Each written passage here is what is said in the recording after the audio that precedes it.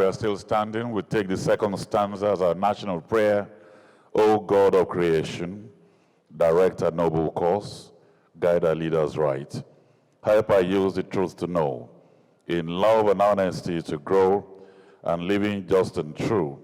Great lofty heights attain to build a nation where peace and justice shall reign. And we all say, Amen. Please, let's be seated. Your Excellencies, distinguished ladies and gentlemen, it is with pleasure and a hope and confidence that Nigeria will grow that I welcome all of you to the RT200 Non-Oil Exports Summit. It is heartwarming that the economy has continued to show positive growth following the country's exit from recession and remains resilient in the face of threats posed by the COVID-19 pandemic. It is also interesting to note the consistent improvement in the contribution of the non-oil sector to GDP in relation to the oil sector. So no doubt the current administration has recorded remarkable progress in its effort to reduce over-dependence on oil whose future can no longer be assured amidst global move towards renewable energy. According to the National Bureau of Statistics, the expansion in economic activities now largely driven by the non-oil sector, which is why the CBN and the Bankers Committee have to be commended for the initiative to raise $200 billion in foreign exchange repatriation from non-oil proceeds in the next 3 to 5 years, anchored on a 5-point agenda.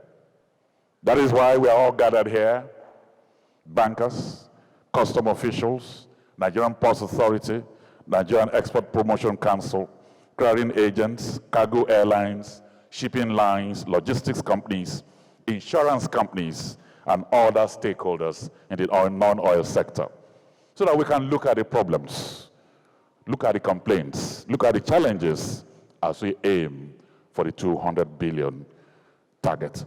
So, Your Excellencies, I welcome all of you, but to formally welcome us, let me welcome a man that is both relevant here in Nigeria and internationally. Alternate Executive Director at the International Monetary Fund, IMF, assisting over 23 countries, technical advisor to the Nigerian economic team.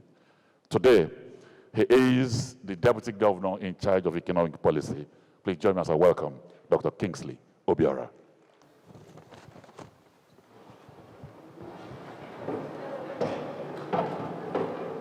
I'm really delighted to be here this morning to put a kind of a context to what we're about to witness today.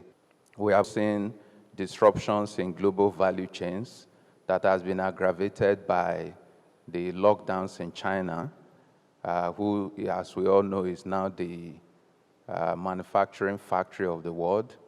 We have seen some rebalancing of demand in favor of services, which are usually more expensive than goods.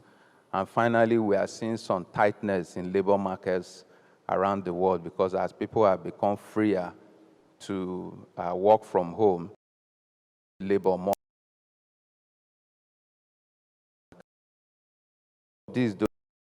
We are seeing inflation at unprecedented and uncomfortable levels around the world.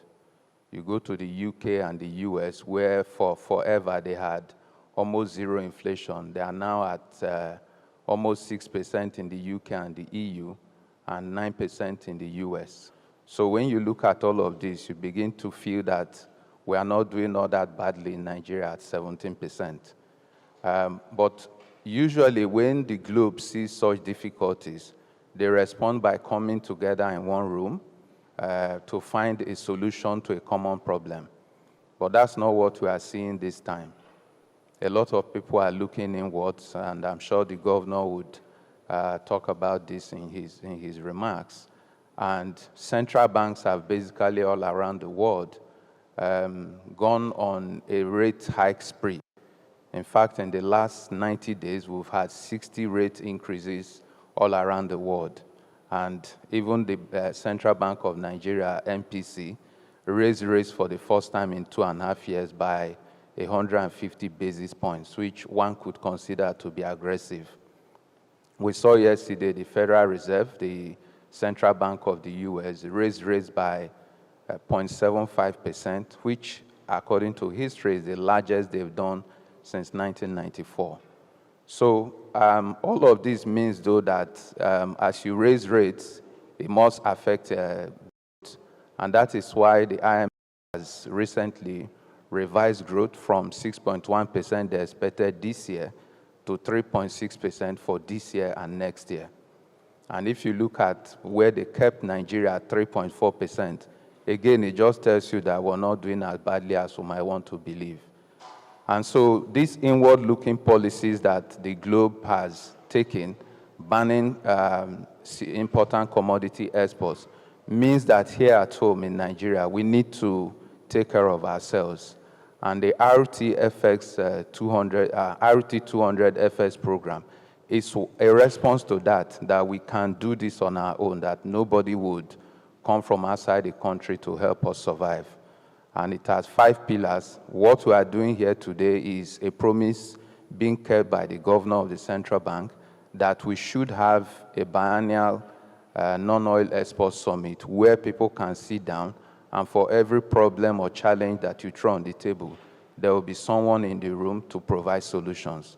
And it is my sincere hope that this is what we'll achieve today, and that we're going to harness ideas to make sure that we're able, over the next 3 to 5 years, to actually get to $200 billion in non-oil exports. I welcome you all to this event. Thank you. If you call him the banker's banker, you'll be very right. Today, he is the governor of the Central Bank of Nigeria. Please join me as I welcome Mr. Godwin Emefiele.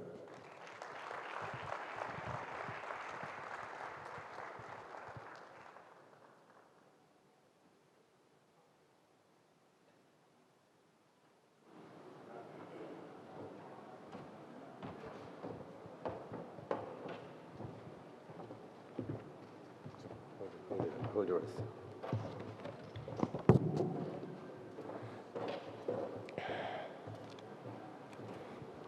Your Excellency, the Governor of Lagos State, my brother, Mr. Babajide Sanwo-Olu, and let me really and especially thank you, because in practically all the events that we host or we organize at the Central Bank or the Bankers Committee, you have truly shown a lot of support, and I truly think that we need to give you a round of applause.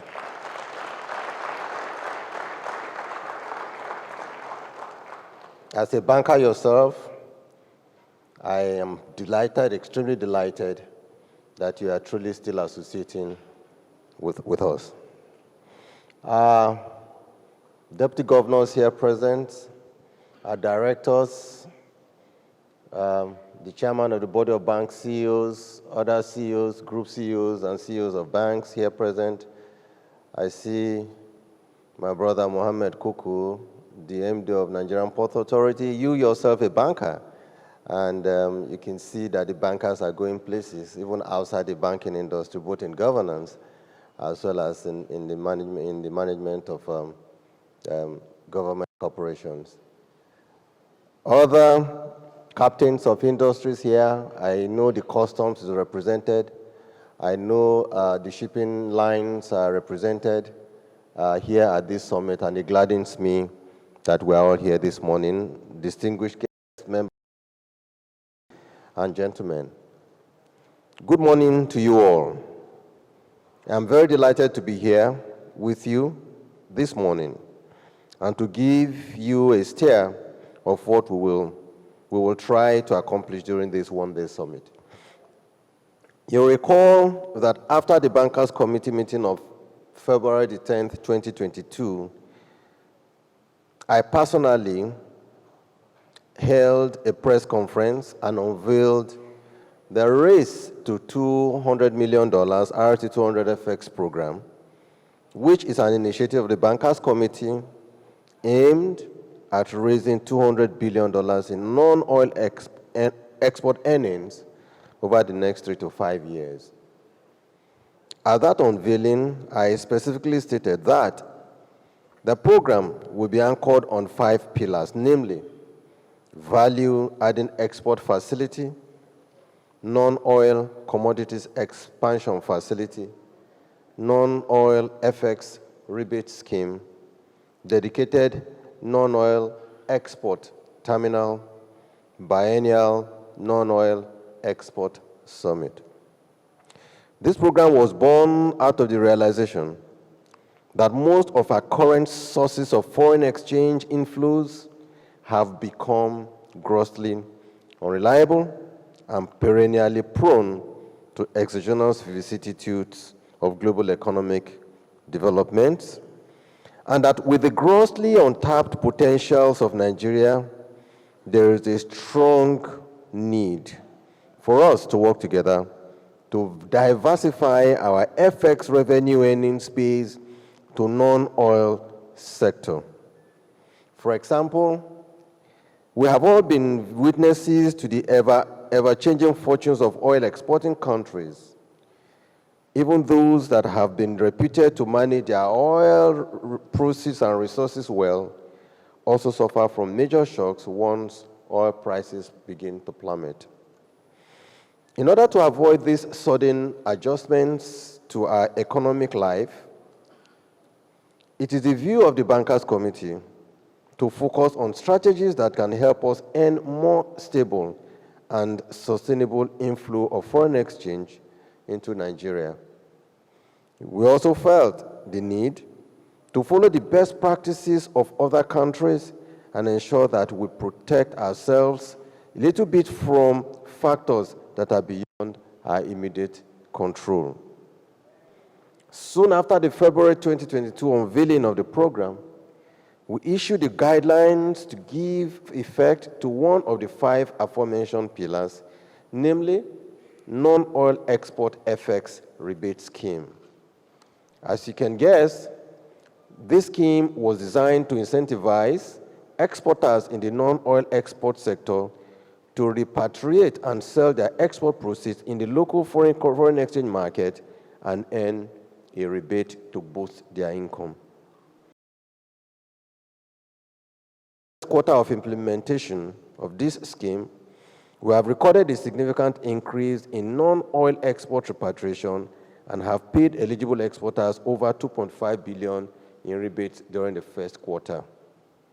That rebate, which was only for the months of February and March, was over 3.5 billion naira. The signals and initial reactions that I received from our people in trade and from the banks have shown that a lot more people who are engaged in exports, people who have found it difficult exporting and then repatriating their funds, have embraced this program, and we're happy that we are making very, very good progress in this program.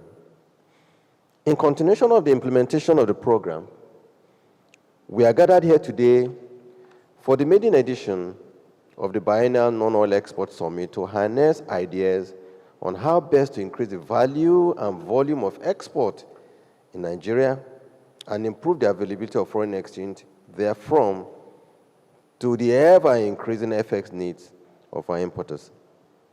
As things now stand, we really have very little choice left but to look inwards and find innovative solutions to our problems. Today, practically all the countries that have comparative advantage in certain areas have decided to shut their doors to export. This started with COVID. And sometimes when I stand or sit in certain sessions and to discuss, I make bold to say that globalization is gone. We are back, unfortunately, to the area of bilateralism and not multilateralism. We have to think about ourselves first. We have to think about what do we do for ourselves. In 2014, I was at a program. Please pardon me if I don't mention the program. That was a program where we found heads of states, ministers of central banks, governors of central banks, stock exchanges, all were gathered in that country. And all of us went there, cap in hand, thinking that they would give us dollars to put and come back to our country. At that session, the head of commerce of that country, he came and said and made a lot of presentations. And before she left the podium, she said, it is time for us to think about what we can do with Africa, but not for Africa. The second person came again, the vice president of that country.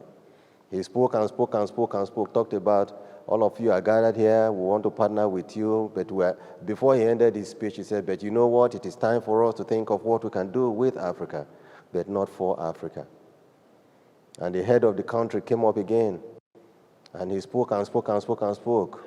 We're going to light up Africa with $100 billion or $200 billion, like as in now, we're talking about $200 billion for RT200.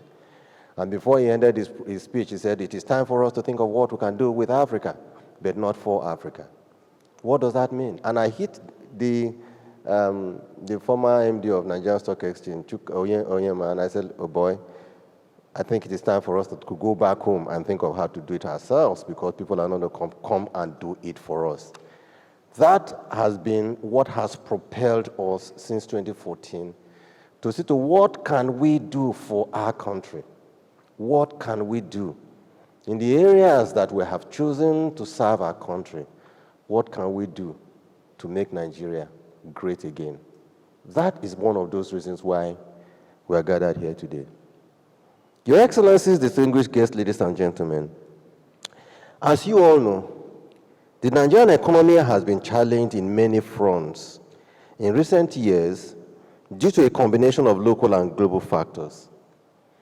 Disruptions due to COVID pandemic, delays in global logistic value chains, local security challenges have exerted undue pressure on our economy, making macroeconomic management very difficult, particularly FX availability and management.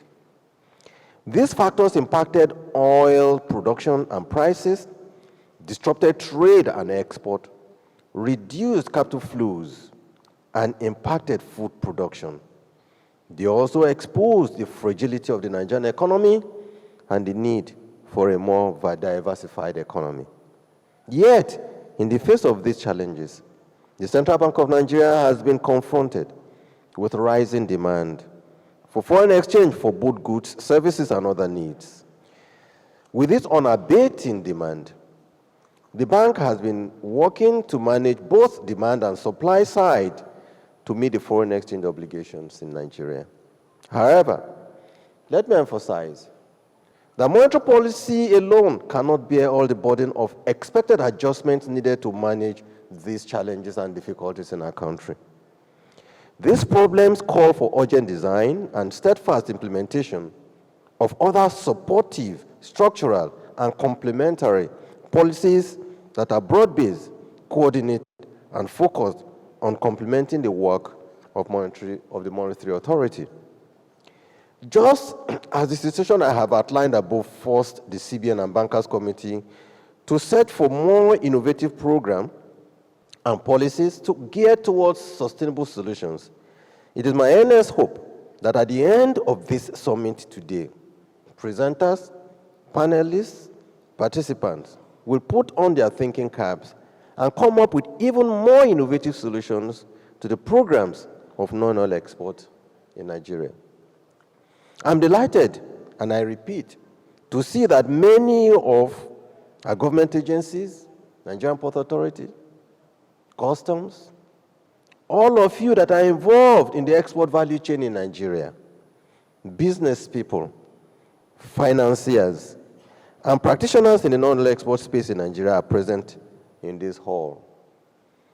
At the time we were conceiving of this idea, we said we, the bankers, will play our roles.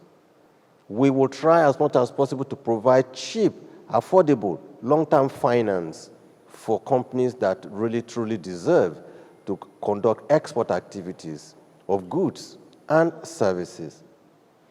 But we feel, and that is the reason why we're here, that we cannot do this alone, that we need a handshake between the bankers, the central bank, between the exporters that are all involved in the value chain, but more importantly, with those of our brothers and sisters that are government agencies that are involved in the process of smoothening the process of export in Nigeria.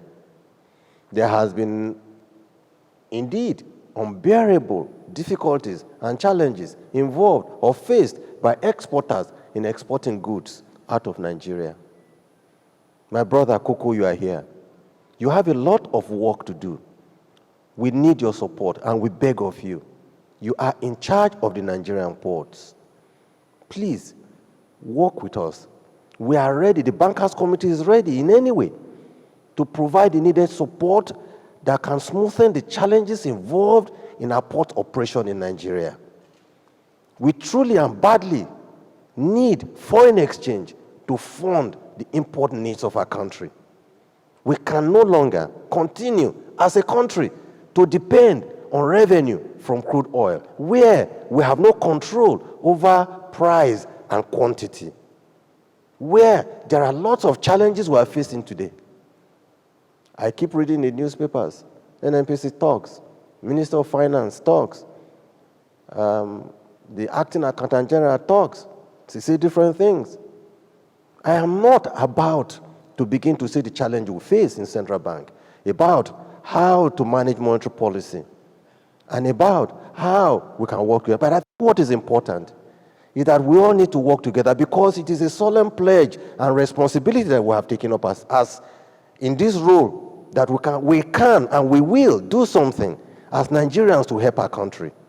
And we will need the support of everybody. All the bottlenecks involved, whether we need to create dry ports or we need to create any type of port that is needed to expand and make export operation easy in Nigeria, we need your help. Nigerian ports, the customs, the shipping lines, please, let's do it together. Nigeria can be great in export. Before we found oil, Nigeria was exporting commodities. We found oil and we all went to bed. It is time for us to get jolted and get out of bed and begin to do the right things for the good of our country, so that Central Bank of Nigeria can find the foreign exchange. In fact, people do not need to come to Central Bank of Nigeria to ask for foreign exchange to import. The banks should be able to find foreign exchange from exporters to fund import needs of Nigerians. That is what we desire, and we will need the support of everybody. I am thinking and hoping that by the time we end this program today, we will find lasting solutions to this problem in Nigeria. While I warmly welcome you all to this event, my hope is that this will be a problem-solving gathering, a summit that will guarantee that for every complaint, problem, issues, challenge, or difficulty that is presented or identified, there will be one or several agencies or practitioners that can articulate options for solving that problem. I strongly believe that the ideas harnessed from this maiden summit will be invaluable in helping us reach our ultimate goal of $200 billion in non-oil export over the medium term. Ladies and gentlemen, Your Excellency, I'm mindful that this goal itself may appear unattainable to some, but I'm resolute and determined that we can achieve them. Many countries that are much less endowed than Nigeria are doing it. Consider, for example, that agriculture exports alone from the Netherlands was about $120 billion in 2021.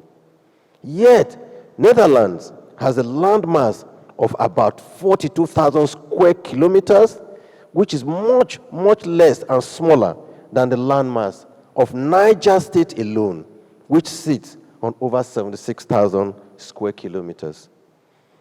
Therefore, I call on this gathering to candidly interact and make constructive and innovative suggestions towards exploring the non-oil export sector as a more sustainable means of increasing foreign exchange inflows into our economy and generating employment to spur growth in our country. Your Excellencies, ladies and gentlemen, it is important to remember that no country is promised greatness by anyone, like I said earlier. Instead, we have to do it ourselves. Instead, citizens have to roll up their sleeves and work to achieve greatness themselves and for their country. As renowned Canadian economist Peter Hewitt once said, economies that fail to transform themselves with the passage of time will fall off the growth path sooner than later. Therefore, this is the time for all of us to work together to reposition Nigeria on a growth trajectory by taking diversification of the Nigerian economy as a serious business. This is the time to start working in synergy for the good of our country. This is the time for us as in the banking community to do more and support exporters who have been flying the flag of Nigeria in the international market space. There is no better time than now. I thank you all for your attention.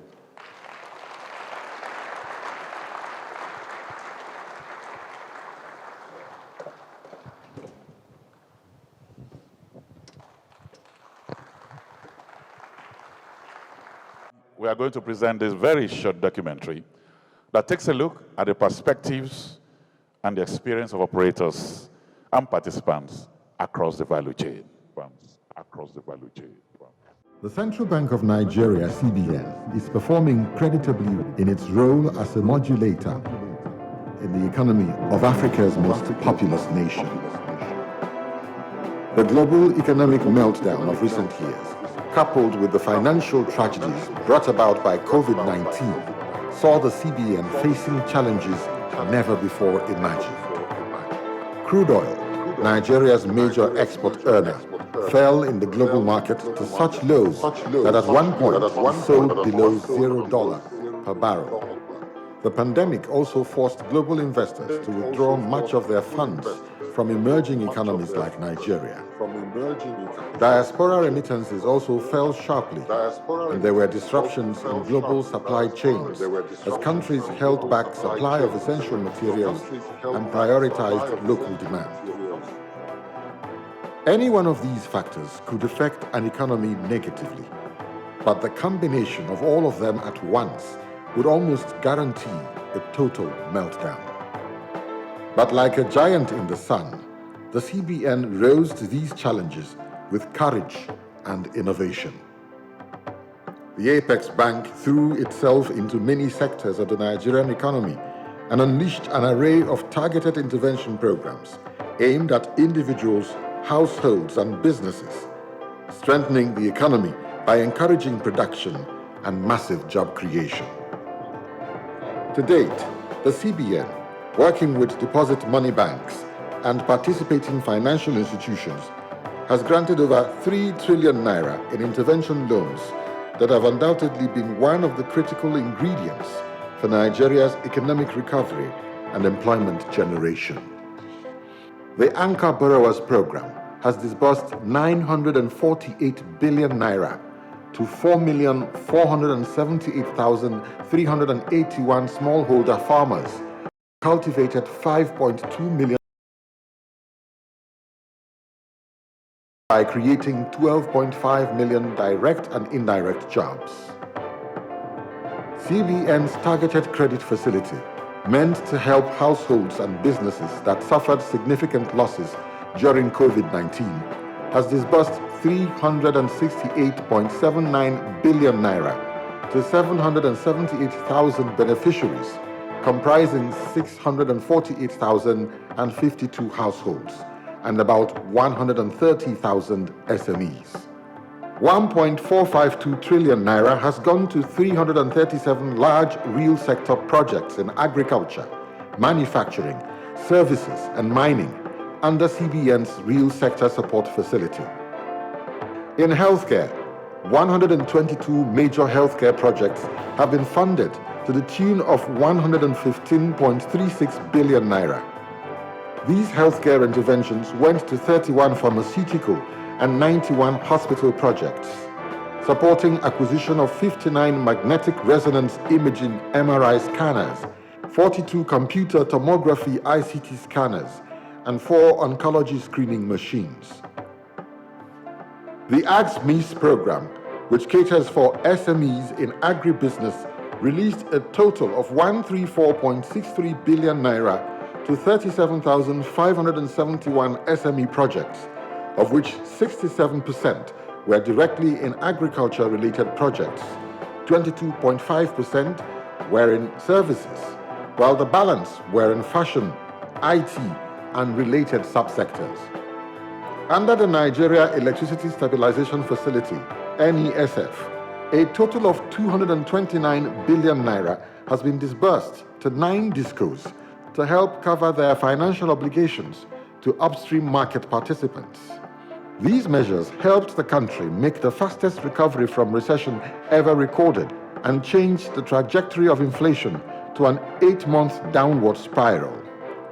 They also led to a significant improvement in diaspora inflow from an average of $6 million per week in December 2020 to an average of over $100 million per week by January 2022. The lessons learned from the CBN's policies on remittances are now being applied in improving aspects of FX inflow into the country to overcome the inadequacy of FX supply and constant pressure on the exchange rate. The CBN's major thrust in this aspect is the introduction of the RT200 FX program.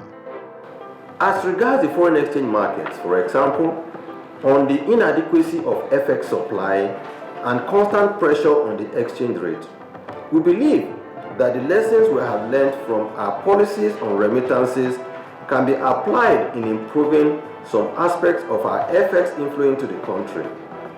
After a careful consideration of the available options and a wide consultation with the banking community, the CBN is effective immediately announcing the Bankers Committee's RT200 FX program, which stands for the Race to $200 billion in FX repatriation into Nigeria.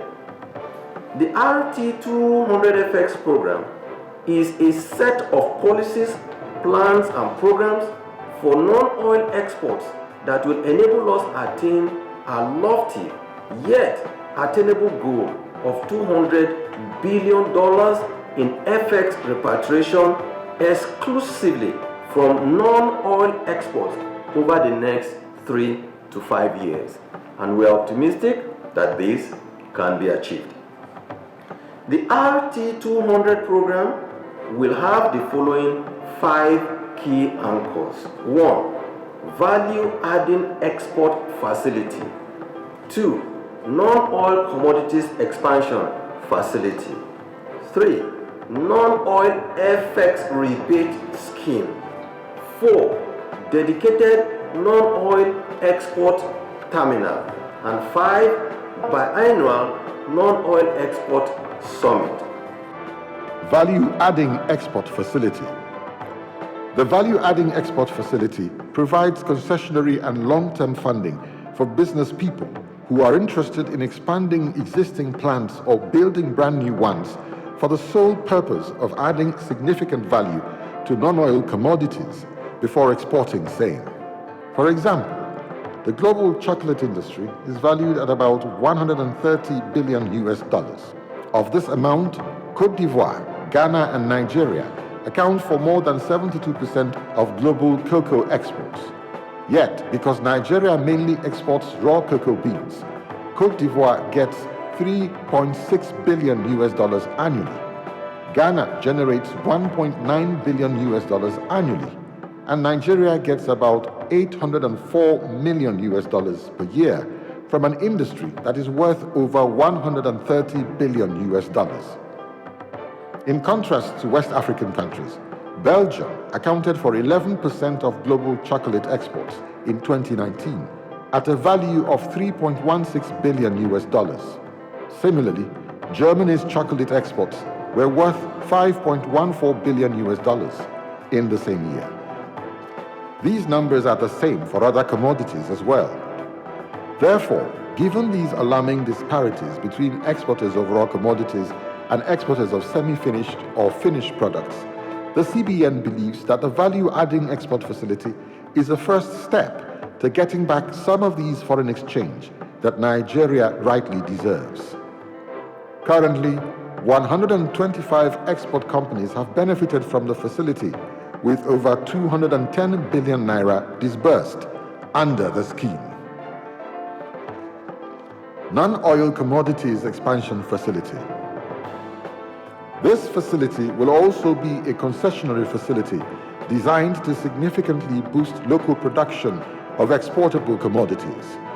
The bank is currently working with the Sesame Seeds Association, Cocoa Farmers, Ginger Farmers Association, and firms that are into backward integration from primary production to value additions.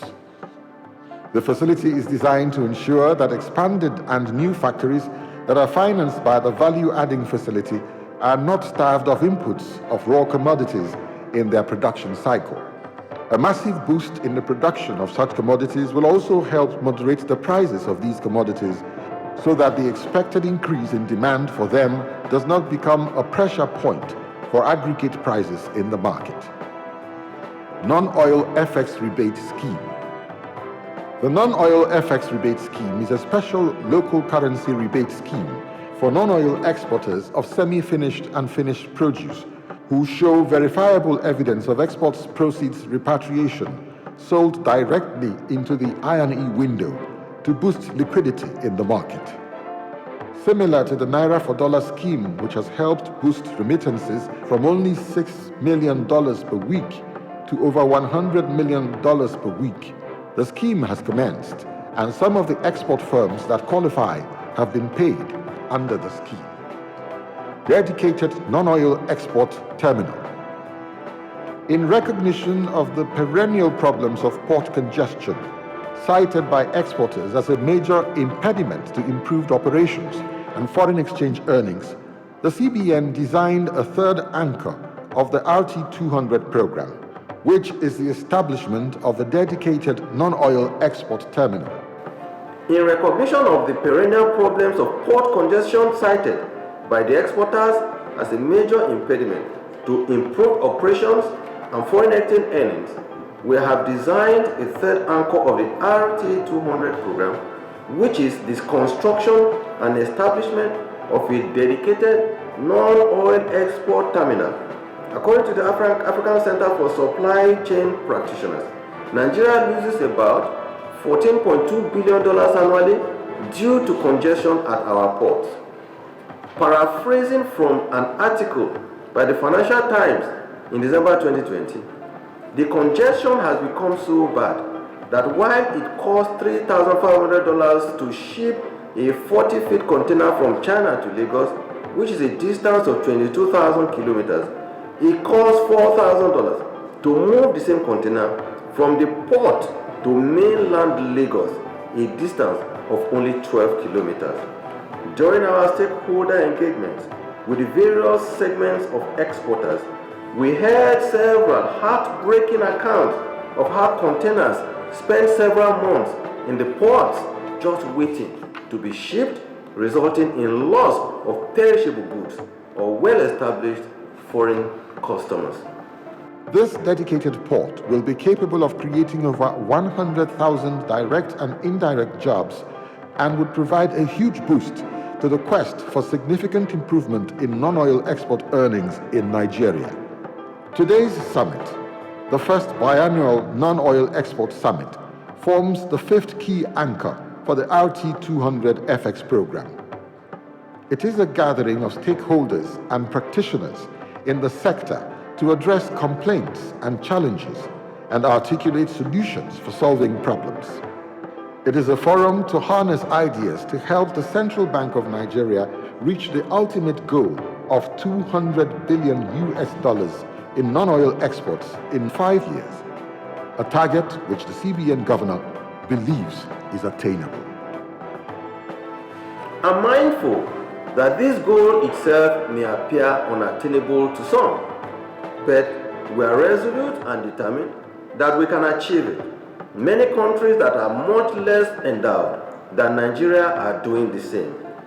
Let me note very importantly that the RT200 program is not intended to be a silver bullet to all our problems in the export segment of the economy.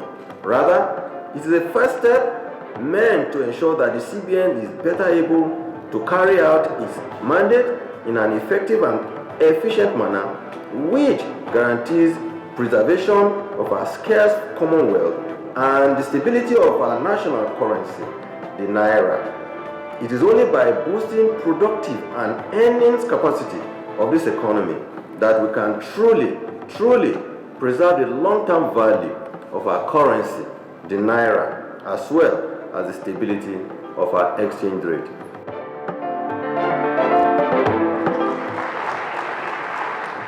Ladies and gentlemen, the man that is already ready, approved by the hosts of heaven, walking gingerly to his second term. Please join us and welcome Mr. Jide Sanwo-Olu.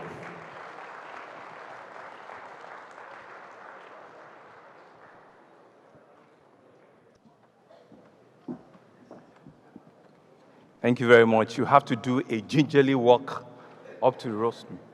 So let's give it a round of applause for our governor, who is not threatened by a re-election or a third term in office. I have sat down here last 1 hour to listen and to listen very, very carefully. I listened to what Dr. Obiora started with. So when the MC said he had come up to give an opening address for 10, 15 minutes, rolled up statistics without reading, I knew that I'm in here for a big one.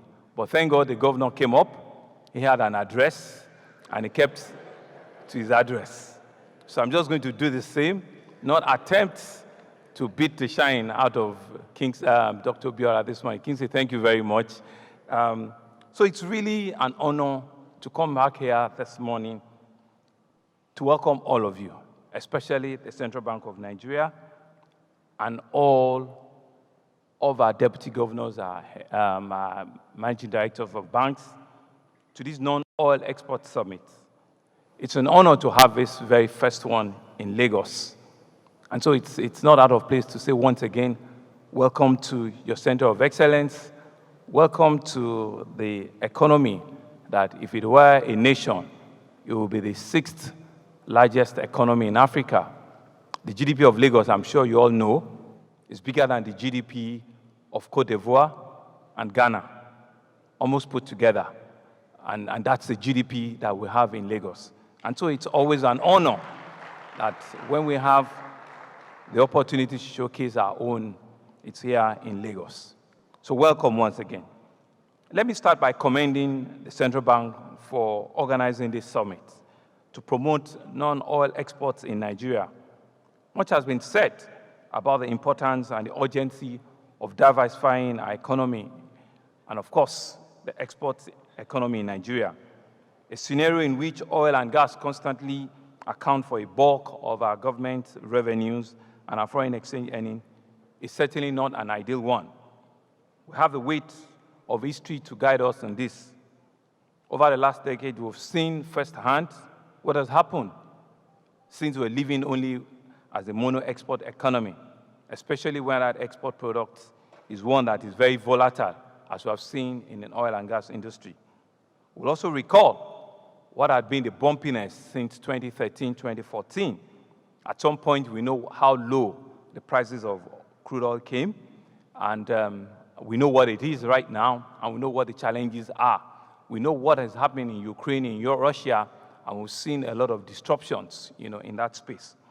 We've also seen what COVID-19, a global pandemic that nobody could have planned for, what it did, to our oil and to prices in all the countries of the world. We've seen the resultant effects on the revenue of government. We've seen the biggest takeaway is that we need to speedily diversify our sources of external revenue. And I think it's appropriate for us to, once again, thank and acknowledge the management of the central bank. You can see from the 10 minutes video, all of their others' intervention, right, to ensure that in the last 5 to 7 years, they've brought about new innovation. I think they deserve a round of applause. And so the conversation around growing our non-exports in Nigeria, it's a very germane one. And for us in Lagos, we see it as an opportunity to be able to improve on all of the issues and challenges that we have as a state. This is why I cannot but thank you enough, and also thank my brother Koko, who the governor has also spoke about. You know too well, the MD of MPA, what our efforts have been to be able to change the narrative and improve the issues around the ports. When we came in as a government, excuse me, about 3 years ago, it was a campaign promise that we're going to reduce and improve the gridlock that we have in Apapa.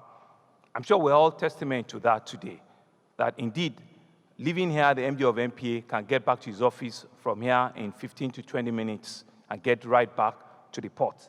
We're indeed happy with our modest interventions and ensuring that on a daily basis we can clear the gridlock in Apapa.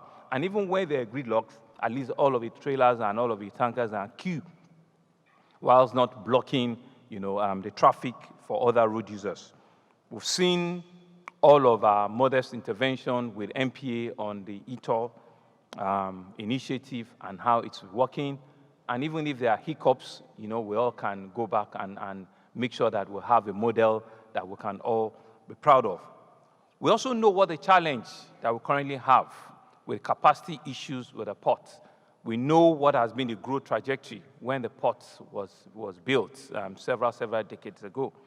But I'm happy to inform us that before the end of the year, Lagos should be handing over the Lekki ports for the use of all Nigerians to also be able to increase the space for our export market. The Lekki port will be the biggest and the deepest deep-sea port in the whole of West Africa, if not in Africa, and that will give an opportunity, a rightful choices to export producers and people in that space.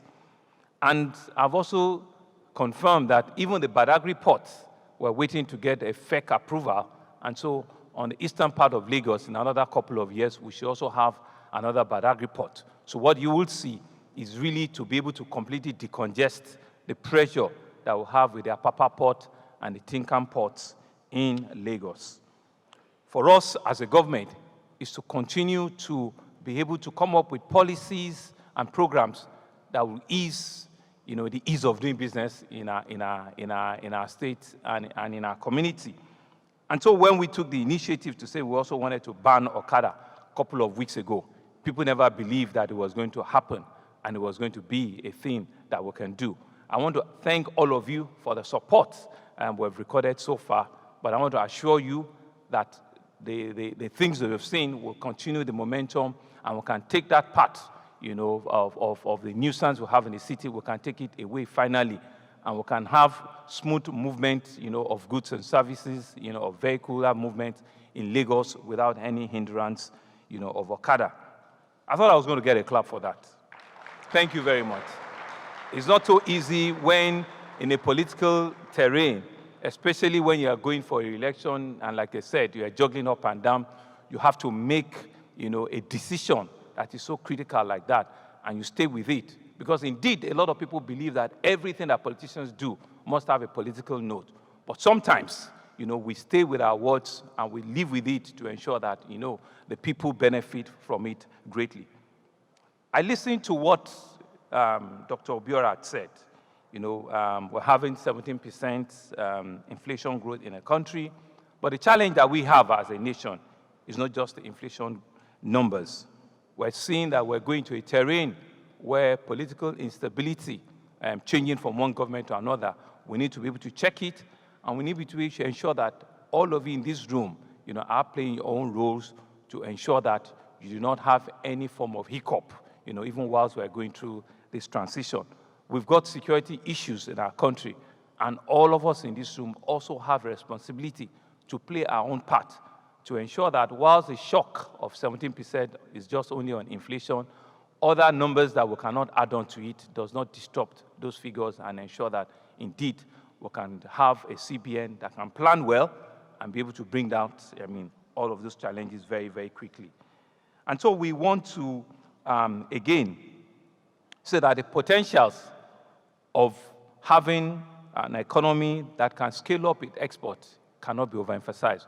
We've seen, all the numbers as shown on the board, that even the things that we have today, just by improving value addition on some of the products and some of the export that we're having now, we can see double and triple folds in terms of earnings and revenues, coming from some of those areas. And it goes beyond just oil and gas. We can see a lot of improvement in agricultural produce.